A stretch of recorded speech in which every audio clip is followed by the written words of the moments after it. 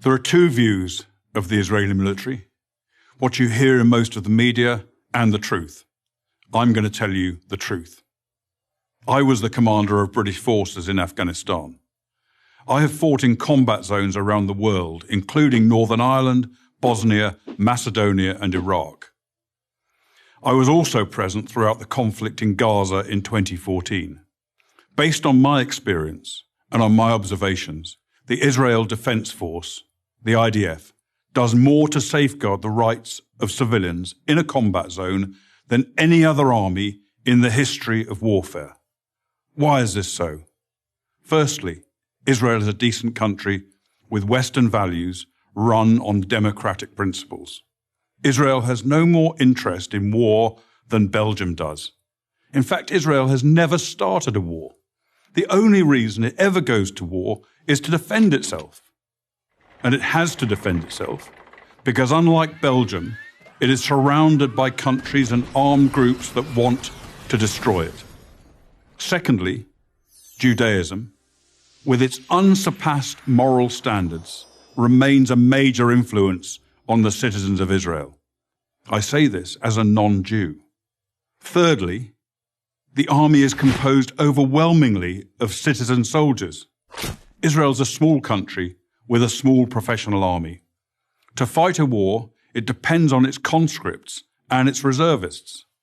These are ordinary citizens, from professors to plumbers, called upon to defend their homes. They don't want to be fighting, and they don't want to harm others. Nowhere was the essential morality and decency of the IDF more evident than in the Gaza war of 2014. If ever there was a purely defensive war, this was it. The war was started by Hamas, the terror organization, designated as such by the US State Department that runs the Gaza Strip. In the first 6 months of 2014, Hamas launched hundreds of rockets at Israeli civilians. After repeated warnings from Israel to stop, the Israeli Air Force finally conducted precision strikes to halt the rocket fire, and the IDF advanced into Gaza to destroy a network of terror tunnels that Hamas had constructed to attack Israeli communities near the Gaza border. The IDF took extraordinary measures to give Gaza civilians notice of targeted areas, dropping millions of leaflets, broadcasting radio messages, sending texts, and making tens of thousands of phone calls. Let me repeat that. The Israelis called Gazans on their cell phones and told them to leave their residences and move to safety. Never in the history of warfare has an army phoned its enemy and told them where they're going to drop their bombs. Many IDF missions that could have taken out Hamas military capabilities were aborted to prevent civilian casualties, increasing the risk to Israeli citizens and soldiers.